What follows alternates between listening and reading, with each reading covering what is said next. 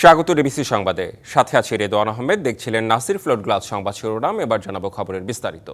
জাতীয় সংসদ নির্বাচন আয়োজনের আনুষ্ঠানিক প্রক্রিয়া শুরু করেছে অন্তর্বর্তী সরকার। 2026 সালের ফেব্রুয়ারি মাসে রমজানের আগে নির্বাচন আয়োজনের জন্য নির্বাচন কমিশনকে প্রস্তুতি সম্পূর্ণ করার নির্দেশ দিয়েছে প্রধান উপদেষ্টার কার্যালয়। বুধবার রাতে নির্বাচন কমিশনের সিনিয়র সচিবের কাছে এই নির্দেশনা পাঠান প্রধান উপদেষ্টার মুখ্য সচিব এম সিরাজ উদ্দিন মিয়া। এতে নির্বাচন অবাধ, সুষ্ঠু, শান্তিপূর্ণ ও উৎসবমুখর করতে প্রয়োজনীয় সব প্রস্তুতি ও প্রাতিষ্ঠানিক কার্যক্রম শুরুর অনুরোধ জানানো হয়। এর আগে মঙ্গলবার জুলাই গণ অভ্যুত্থান দিবসে জাতির উদ্দেশ্যে দেয়া ভাষণে প্রধান উপদেষ্টা ডক্টর মোহাম্মদ ইউনূস জানান, আগামী ফেব্রুয়ারিতে রোজা শুরুর আগে জাতীয় নির্বাচন অনুষ্ঠিত হবে এবং সেই জন্য ইসিকে চিঠি পাঠানো হবে। সে ধারাবাহিকতায় এবার চিঠি পাঠানো হলো নির্বাচন কমিশনের।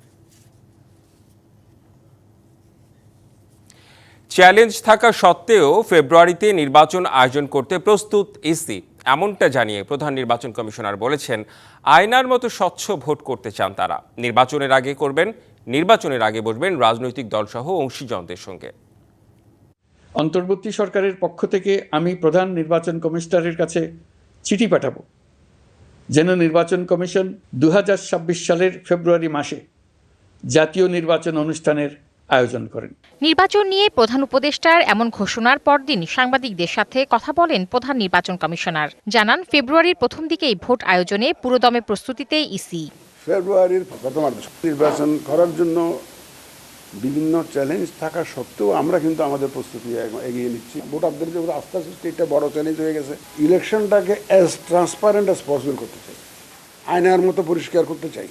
সুষ্ঠু, গ্রহণযোগ্য, স্বচ্ছ নির্বাচন করতে সবার সহযোগিতা চেয়ে সিইসি বলেন, নির্বাচনের আগে রাজনৈতিক দলসহ অংশীজনদের সঙ্গে আলোচনায় বসবে কমিশন।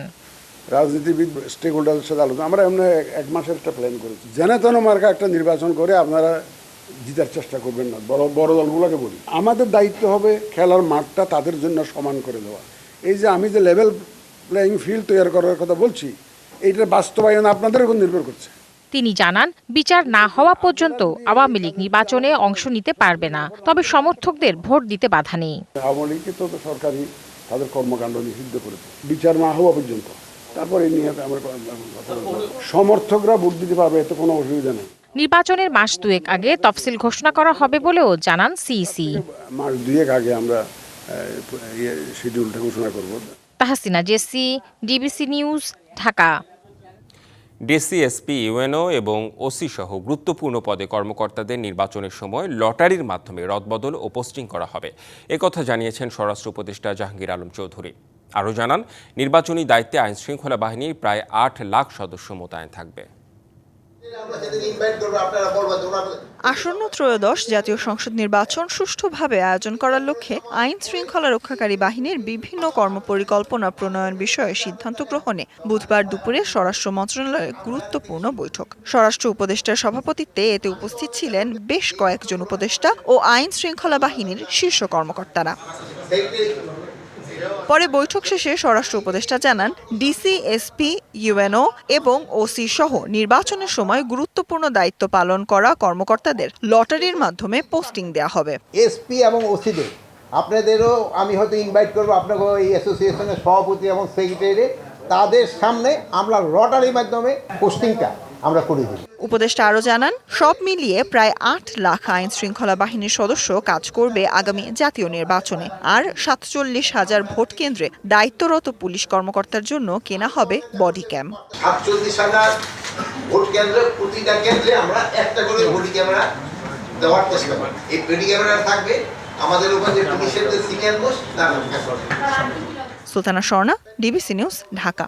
মতভেদ থাকলেও দেশের স্বার্থে ফ্যাসিবাদ বিরোধী সব রাজনৈতিক দলকে ঐক্যবদ্ধ থাকার আহ্বান জানিয়েছেন বিএনপির ভারপ্রাপ্ত চেয়ারম্যান তারেক রহমান। স্বপ্নের বাংলাদেশ বিনির্মাণে চাইলেন জনগণের সমর্থন। আর শীঘ্রই নির্বাচনের তারিখ ঘোষণার আশা প্রকাশ করেন দলের মহাসচিব মির্জা ফখরুল ইসলাম আলমগীর। সংবিধানের গণতান্ত্রিক সংস্কারের মধ্যে দিয়ে প্রত্যাশিত রাষ্ট্র গঠিত হবে বলে মনে করেন নেতারা। জুলাই গণঅভ্যুত্থানের বর্ষপূর্তি উপলক্ষে মাসব্যাপী কর্মসূচির অংশ হিসেবে বুধবার বিজয় শোভাযাত্রা ও সমাবেশের আয়োজন করে বিএনপি। শোভাযাত্রায় অংশ নিতে নির্ধারিত সময়ের আগেই দলের কেন্দ্রীয় কার্যালয়ের সামনে জড়ো হন বিএনপি ও অঙ্গ সহযোগী সংগঠনের বিপুল সংখ্যক নেতাকর্মী। মিছিলের আগে বক্তব্য রাখেন দলের নীতি নির্ধারণী পর্যায়ের নেতৃবৃন্দ। বলেন, ভবিষ্যতের বাংলাদেশ হবে সবচেয়ে কার্যকর গণতন্ত্রের বাংলাদেশ। এই বাংলাদেশ হবে এক নীতির বাংলাদেশ, সবার আগে বাংলাদেশ, আমাদের কোনো প্রভু থাকবে না বিদেশে। আমরা আশা করছি অতি দ্রুত নির্বাচন কমিশন 3 তারিখ ঠিক করে শিডিউল ঘোষণা করুক। এই সফলতা একদিনের অর্জন নয়, এই সফলতা 36 দিনের অর্জন নয়, এই সফলতা সার্বিক 17 বছরের আন্দোলনের। অনুষ্ঠানে নির্বাচনের তারিখ ঘোষণা হবে খুব শিগগিরই, এমন আশা প্রকাশ করেন বিএনপি মহাসচিব। বলেন, সংস্কারের মধ্যে দিয়ে বাস্তবায়িত হবে বিএনপির 31 দফা। নির্বাচনের তারিখ ঘোষণা হবে খুব শিগগিরই। আমাদের নতুন জুলাই ঘোষণাপত্র হয়েছে সংস্কার, আমাদের চেয়ারম্যান তারেক রহমান সাহেবের যে দৃষ্টিভঙ্গি 31 দফার বাস্তবায়িত হতে চলেছে সংস্কারের মধ্যে দিয়ে। লন্ডন থেকে ভার্চুয়ালি যুক্ত হয়ে দলের ভারপ্রাপ্ত চেয়ারম্যান বলেন, এই বিজয় শোভাযাত্রা দেশের 18 কোটি মানুষের মুক্তির মিছিল।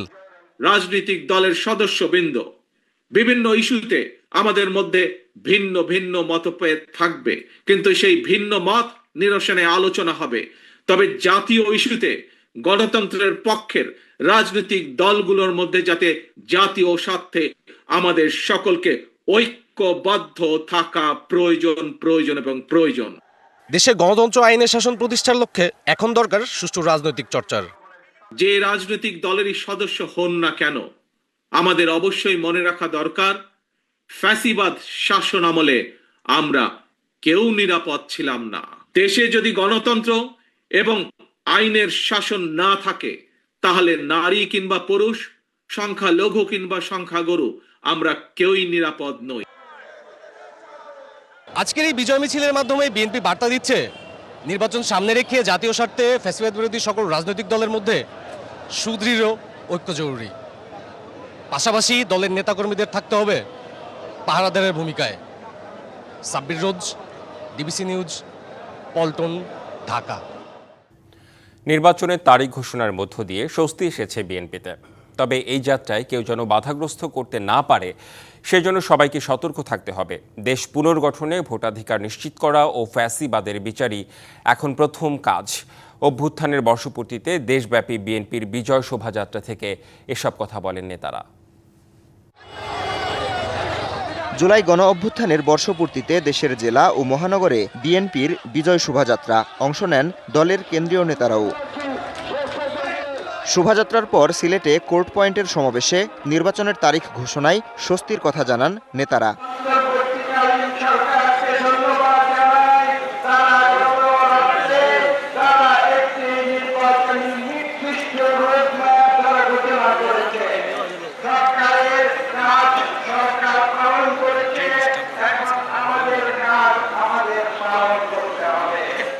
চট্টগ্রামের কর্মসূচিতে নেতাদের অভিযোগ, নির্বাচন ও গণতন্ত্রের পথ রুদ্ধ করতে উঠে পড়ে লেগেছে একটি পক্ষ। গণতন্ত্রের বিজয়ের পথে আমরা চলছি বাংলাদেশের মানুষের মালিকানা ফিরিয়ে দেওয়ার জন্য। এই পথে যারা বাধাগ্রস্ত করবে, বাংলাদেশের মানুষ তাদেরকে প্রত্যাখ্যান করবে। আর রংপুরের সমাবেশ থেকে আশ্বাস মেলে প্রস্তাবিত সময়ে সুষ্ঠু নির্বাচন অনুষ্ঠানে সরকারকে সহযোগিতার। আবার ষড়যন্ত্র হতে পারে নির্বাচনকে বানচাল করা। সরকারের ঘোষিত সময়ের মধ্যে যাতে নির্বাচন হতে পারে, তার জন্য আমাদেরকে সর্বাত্মক সহযোগিতা করতে হবে। রাজশাহীর আয়োজনে আত্মসমালোচনা করেন আরেক কেন্দ্রীয় নেতা। আমরা ইনশাআল্লাহ জনগণের সমর্থন নিয়ে আবার রাষ্ট্র ক্ষমতায় যাবে জিয়াউর রহমানের দল। আমাদের সবাইকে সৎ থাকতে হবে, দুর্নীতির ঊর্ধ্বে থাকতে হবে। বরিশালের শোভাযাত্রা পরবর্তী সমাবেশে নেতারা বলেন, ফেব্রুয়ারিতে নির্বাচনের তারিখ ঘোষণার পর কাজ শুরু করেছে বিএনপি। আগামী ফেব্রুয়ারি মাসে আমাদের জনগণের নির্বাচন হবে। জনগণের সরকার ছাড়া জনগণের অধিকার কখনো জবাবদিহি ছাড়া প্রতিষ্ঠা হয় না। এছাড়াও দেশের বিভিন্ন জেলায় ছিল বিএনপির শোভাযাত্রা। DBC news desk.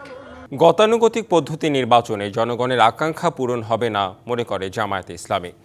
নির্বাচনের রোডম্যাপ ঘোষণাকে সাধুবাদ জানালেও আইনশৃঙ্খলা পরিস্থিতি নিয়ে প্রশ্ন রয়েছে দলটির। নেতারা বলছেন, পিআর পদ্ধতিতে নির্বাচন হলে দেশের ইতিহাসে তা মাইলফলক হয়ে থাকবে। এছাড়া জুলাই ঘোষণাপত্রকে অপূর্ণ মনে করে জামায়াত। অন্তর্বর্তী সরকারের জুলাইয়ের ঘোষণাপত্র ও নির্বাচনের রোডম্যাপ ঘোষণা নিয়ে প্রতিক্রিয়া জানাতে জামায়াত ইসলামের সংবাদ সম্মেলন। বড় রাজনৈতিক দলগুলোর সাথে আলাপ আলোচনা না করে একতরফাভাবে এই ঘোষণা দিয়েছিল। জুলাই ঘোষণাপত্র অপূর্ণাঙ্গ বলে দাবি করা হয় সংবাদ সম্মেলনে। জুলাই ঘোষণাপত্র ও জুলাই সনদের দাবি ছিল সর্বমহলে। মাননীয় প্রধান উপদেষ্টার এই ঘোষণাপত্র ছিল একটি অপূর্ণাঙ্গ বিবৃতির মতো। এতে গণমানুষের প্রত্যাশার পরিপূর্ণ প্রতিফলন ঘটেনি। বিদ্যমান আইন শৃঙ্খলা পরিস্থিতি নিয়েও প্রশ্ন তোলা হয়। আমরা মনে করি যে আইন শৃঙ্খলা পরিস্থিতি বর্তমানে যেটা বিরাজমান, সেটা মাধ্যমে একটু সুষ্ঠু অবাধ নির্বাচন করা খুবই ডিফিকাল্ট হবে। আমাদের পরিস্থিতির উন্নতি করা দরকার এবং যা যা পদক্ষেপ নেওয়া দরকার সবগুলি নিতে হবে। আমরা কিছুটা ইঙ্গিত এখানে দিয়েছি। রাজনৈতিক দলগুলোর সাথে আলাপ আলোচনা করে জুলাই ঘোষণাপত্র দিলে আরো ভালো হতো। আর পিআর পদ্ধতি নির্বাচন হলে তা দেশে মাইলফলক হয়ে থাকবে বলে মনে করে জামায়াত ইসলাম। পিআর পদ্ধতিটা হচ্ছে বাংলাদেশের সুষ্ঠু নির্বাচনের জন্য একটা মাইলফলক হতে পারে। Mahmudul Hasan Nazim, DBC news, Dhaka. July ঘোষণাপত্রকে স্বাগত জানিয়েছে জাতীয় নাগরিক পার্টি এনসিপি। তবে এই ঘোষণাপত্রে নতুন সংবিধান ও গণপরিষদ নির্বাচনের দাবিটি পাশ কাটানো হয়েছে বলে অভিযোগ তাদের। সংবাদ সম্মেলনে জাতীয় নির্বাচনের আগে গণহত্যার বিচার, লেভেল প্লেয়িং ফিল্ড নিশ্চিতের দাবি জানায় এনসিপি। রাজধানীর বাংলা মোটরের কার্যালয়ে প্রধান উপদেষ্টার দেয়া জুলাই ঘোষণাপত্র ও নির্বাচনের রোডম্যাপ নিয়ে এনসিপির সংবাদ সম্মেলন। এই ঘোষণাপত্রের এনসিপির সদস্য সচিব আক্তার হোসেন জানান, প্রধান উপদেষ্টার ঘোষিত জুলাই ঘোষণাপত্রে অনেক কিছুই বাদ পড়েছে। আমরা দীর্ঘ সময় ধরে সরকারের কাছে যে দাবিগুলো জানিয়ে এসেছিলাম তার কিছু বিষয় এখানে অনুপস্থিত থেকে গেছে। ৪৭কে এখানে উল্লেখ করা হয় নাই।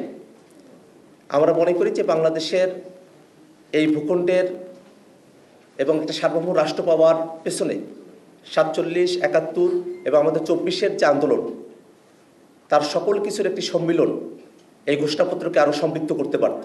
অন্তর্বর্তী সরকারের সময় থেকেই জুলাই সনদ বাস্তবায়নের আহ্বান জানানো হয় সংবাদ সম্মেলনে। ঐক্যমত্য কমিশনে জুলাই সনদ কার্যকরের পন্থা হিসেবে রাজনৈতিক দলগুলোর সঙ্গে আলোচনার কথা বলা হয়েছে। খোলাসা করে বলতে চাই যে জুলাই সনদে যে সংস্কারগুলোর বিষয়ে রাজনৈতিক দলগুলোর ঐক্যমত্য তৈরি হয়েছে এবং কমিশন সিদ্ধান্ত গ্রহণ করেছে সংস্কারের বিষয়বস্তুকে অন্তর্বর্তীকালীন সরকারের সময়কাল থেকেই বাস্তবায়ন করতে হবে। সংস্কার ও গণহত্যার বিচার নিশ্চিতের জোর দাবি তোলে সবার কাছে গ্রহণযোগ্য হয় এমন নির্বাচন আয়োজনের কথা বলেন এনসিপি নেতারা। যে ডিসেম্বর থেকে জুনের মধ্যে সরকার যে সময়সীমার মধ্যে নির্বাচন আয়োজন করতে চায় তাতে আমাদের আপত্তির কোনো জায়গা নেই। আয়োজনের পূর্বে সরকারের অবশ্য পালনীয় কিছু কর্তব্যের জায়গা রয়েছে। ইকবাল অনিক, ডিবিসি নিউজ, ঢাকা।